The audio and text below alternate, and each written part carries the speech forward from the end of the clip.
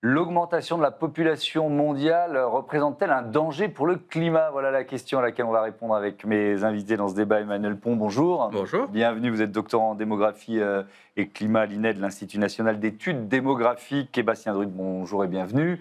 Vous êtes responsable de la stratégie et des études économiques de CPRM, une filiale d'Amundi. On va regarder tout simplement le chiffre, ce que représente la population mondiale en 2024, 8,16 milliards d'humains. Emmanuel Pont, déjà, le constat, est-ce qu'il y a une augmentation régulière et continue et à venir de la population mondiale ou pas? Alors, il y a une augmentation régulière. On est une population qui gagne aujourd'hui environ 1 milliard d'humains tous les 12 ans, quelque chose comme ça. Mais c'est une croissance qui ralentit fortement. En particulier dans la plupart des pays des continents du monde, on a une natalité qui est relativement faible, qui est en dessous de 2 enfants par femme. Et donc, la population aura tendance à long terme à se stabiliser, même dans des pays comme l'Inde, qui est passé sous les 2 enfants par femme. Mhm. Et aujourd'hui, il reste une croissance de la population, principalement en Afrique. Ça veut dire qu'on va atteindre une sorte de plafond en Tout à quelque fait, sorte? il y aura un plateau qui devrait être entre 10 et 11 milliards d'habitants et qui sera atteint entre 2050 et 2100. Et après, la population va se stabiliser ou diminuer lentement. Bastien Druc, déjà, pourquoi vous êtes là? En quoi la... Non mais c'est vrai, en quoi Vous m'avez la invité. démographie, au-delà de la blague, en quoi la démographie intéresse une structure comme la vôtre? Alors, la démographie, c'est fondamental pour une société de gestion. Pourquoi? Parce qu'on retient généralement dans la théorie économique que la croissance de la population, c'est l'un des moteurs de la croissance économique.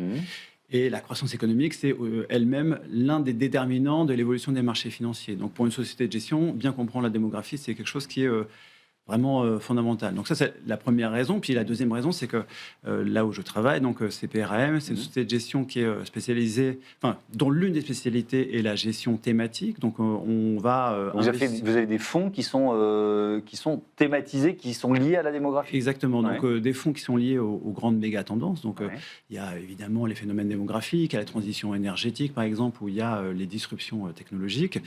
Et on a, par exemple, dans le cas qui nous intéresse aujourd'hui, un fonds qui va s'intéresser aux valeurs qui peuvent tirer parti du vieillissement de la population. Donc, on peut avoir, par exemple, de la recherche pharmaceutique ou des équipements médicaux. Donc, ça fait partie des raisons pour lesquelles on s'intéresse de près au phénomène démographique. Ouais. Vous avez publié, Emmanuel Pont, il y a 3 ans, je crois, ce livre « Faut-il arrêter de faire des enfants pour sauver la planète ?» La réponse, Plutôt non. c'est plutôt non. Plutôt. On va être modéré dans la réponse. Pourquoi plutôt non? Pourquoi plutôt non? Alors déjà, parce que c'est vrai qu'être un peu plus, c'est toute chose égale par ailleurs, polluer un peu plus. Et donc, on ne peut pas dire qu'une vie n'a pas d'impact. Après, pourquoi plutôt non? Parce que que ce soit à l'échelle globale, donc des politiques de population, ou à l'échelle individuelle des choix et de l'impact qu'aurait son propre enfant, il y a beaucoup de marge de manœuvre, notamment sur dans quel monde on vit, comment on vit. Finalement, c'est ça qui fait la différence, quelle que soit la population, qui est en partie fixe. On a des échéances pour le climat qui sont, par exemple, d'atteindre la neutralité carbone en 2050. En 2050, on est beaucoup trop tard beaucoup trop tard maintenant, ou c'est beaucoup trop tôt pour que la population ait un impact. Par exemple, un enfant né maintenant, il va travailler, donc produire dans 25 ans. Et donc là, C'est pas le levier qui va ah permettre non, c'est pas d'atteindre la ça. neutralité Aujourd'hui, carbone en 2050. les grandes questions, c'est qu'est-ce qu'on fait, nous autres adultes qui avons une part de pouvoir dans notre monde, pour réduire rapidement les émissions. L'augmentation dont on parlait aujourd'hui, elle vient principalement du continent africain. Oui. Et alors évidemment, il faut rappeler quelques évidences, mais un enfant africain, un enfant européen, il ne va pas consommer et donc émettre de la même façon. Alors évidemment, quand on prend des chiffres d'émissions, l'enfant africain, il est entre 10 et 100 fois moins que l'enfant européen. Et quand on regarde aujourd'hui l'ensemble des pays qui ont plus de 3 enfants par femme, c'est 3% des émissions mondiales. C'est vrai que sur tous les problèmes globaux, ça compte pour rien. Pour des problèmes plus locaux qui peuvent être de déforestation, d'usage des terres, de limite d'accès à l'eau, la population locale a des enjeux environnementaux, mais qui sont différents politiquement. C'est-à-dire que politiquement, le climat, c'est globalement les pays riches qui détruisent le climat des pays pauvres, qui en sont les principales victimes, pays pauvres à la principale natalité. Les questions écologiques locales, c'est un problème local qui doit répondre à des enjeux politiques locaux. Votre avis, même question, un peu, Bastien Drut, est-ce que quand on affirme qu'on va régler le problème du climat par la démographie, on prend l'équation dans le mauvais sens, d'une certaine façon ? Oui, je suis tout à fait d'accord avec ce que vient de dire Emmanuel. On n'émet pas du tout de la même façon selon qu'on se trouve, l'endroit où on se trouve sur la planète. Si on prend le cas de l'Inde, qui est le pays le plus peuplé actuellement, un Indien moyen va émettre 6 fois moins qu'un Américain moyen. Et si tous les Indiens émettaient de la même façon que les Américains, les émissions totales de gaz à effet de serre au niveau mondial seraient augmentées de 50%. Donc là, on a vraiment un problème de modèle. Ça, c'est quelque chose qui est très clair. Et puis, on peut l'expliquer par certaines dérives sectorielles, quelque part. Si on prend le cas du secteur du transport aux États-Unis, là, on a vraiment un secteur qui émet énormément de gaz à effet de serre. Rien que le transport aux États-Unis, ça émet plus que n'importe quel pays dans le monde, à l'exception de la Russie, de la Chine et de l'Inde. Donc on a une utilisation massive des transports aux États-Unis, puis une utilisation qui est extrêmement carbonée. Donc là, on a vraiment un secteur qui pose problème en termes d'émissions de gaz à effet de serre. Et après, un autre secteur qu'on pourrait, entre guillemets, incriminer, c'est celui, par exemple, du secteur énergétique en Chine. Le secteur énergétique en Chine, c'est 12% des émissions totales de gaz à effet de serre. Alors, il y a beaucoup de gens qui vont pointer la Chine du doigt en disant « Ah, c'est à cause des Chinois ». Mais non, en fait, c'est un petit peu l'affaire de tous, parce que ces émissions du secteur énergétique en Chine et du secteur industriel aussi en Chine, c'est pour produire des biens qui vont être exportés dans le reste du monde. Et d'ailleurs, ces exportations de produits chinois ont très fortement augmenté sur les dernières années. Et là, tous les ans, la Chine exporte 4 000 milliards de dollars de biens dans le reste du monde.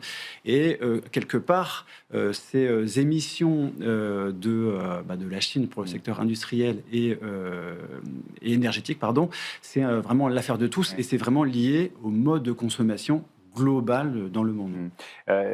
Emmanuel Pons, le concept de bombe démographique qu'on entend, qui est aussi un outil politique, on va dire les choses comme elles sont, comment vous le recevez, comment vous le décortiquez, et est-ce qu'il vous semble avoir un minimum de sens ? Alors, c'est un livre, c'est le titre d'un livre publié par Paul Ehrlich en 68, qui était un des grands premiers best-sellers de l'écologie. Et Paul Ehrlich s'inquiétait que l'explosion de la population dans les pays en développement soit une catastrophe, se traduise par des famines, par la victoire de l'URSS et toute autre chose horrible. Rien de tout ça ne s'est passé. Il y a eu la Révolution verte, il y a eu plein de choses, alors qui n'a pas été si verte que ça, mais voilà. C'est un terme qui est très problématique parce que, comme le réarmement démographique ou tout autre terme qu'on colle sur la démographie, on oublie que derrière la démographie, il y a des gens, que la population, c'est vous et moi, et que quand Paul Ehrlich propose de laisser mourir les gens dans les pays pauvres parce que de toute façon ils sont condamnés, c'est bien des individus dont il s'agit derrière. Et on s'est rendu compte que cette bombe démographique, la population, comme on pouvait s'y attendre, a augmenté dans les pays en développement. Ils ont fait leur transition démographique, c'était absolument attendu. Aujourd'hui, les grands problèmes écologiques de l'humanité, ils ne viennent pas de ces pays-là, ils viennent des pays riches, à la natalité beaucoup plus faible, et qui n'ont rien fait depuis 50 ans, ou très loin de faire assez en tout cas. Oui, mais il y a déjà aujourd'hui des réfugiés climatiques, et si on ne change pas foncièrement notre modèle économique, il y en aura encore plus. Bien sûr, il y aura des réfugiés climatiques. Il y en a toujours eu, d'ailleurs. Il y a des chiffres, exactement. L'humanité, depuis ses débuts, migre. Il y a ce terme de homo migrans de Jean-Paul Demoule que j'aime bien, c'est que l'humanité a toujours migré jusqu'à ce qu'on délimite des lignes invisibles, des lignes imaginaires qui bloquent les gens.